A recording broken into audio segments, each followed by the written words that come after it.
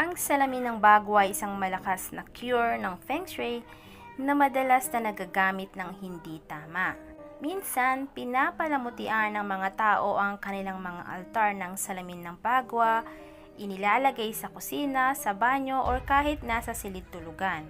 Ngunit ang kasanayan na ito ay tila nagpapakita ng isang kakaibang uri ng paggalang patungo sa eksotikong hitsura nito, kasama ang isang pamahiin at nakakatakot na paniniwala sa mga kakaibang kapangyarihan na to.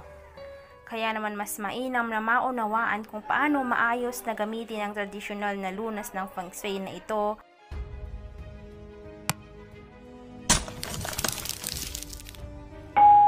Ngayon ay ating tignan ang mga pangunahing kaalaman ng paggamit ng bagwa mirror para sa mabuting Feng Shui. Ang unang panuntunan ng Feng Shui ng paggamit ng salamin ng bagwa ay hindi dapat ito o kailanman gamitin sa loob ng bahay. Ang pangalawang panuntunan ng Feng Shui ng paggamit ng salamin na ito ay gagamitin mo lamang kung mayroong masamang enerhiya ng Feng Shui Shachi or Shichin na nakaharap sa iyong bahay o negosyo. Ang salamin ng Feng Shui bagwa ay hindi isang dekorasyong Feng Shui items at hindi gamitin tulad nito.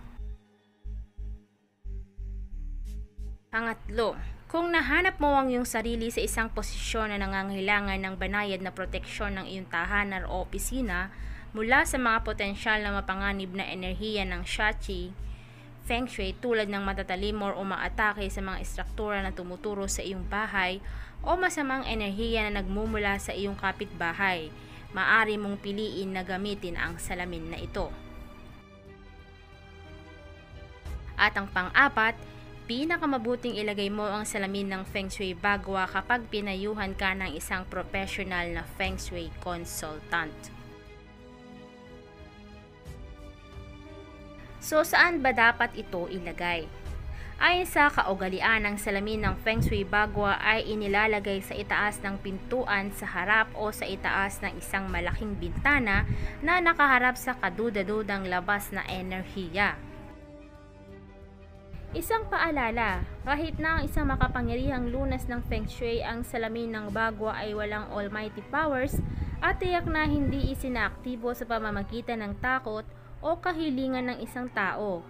Ito lamang ay isang tool upang magamit upang ma-redirect ang enerhiya.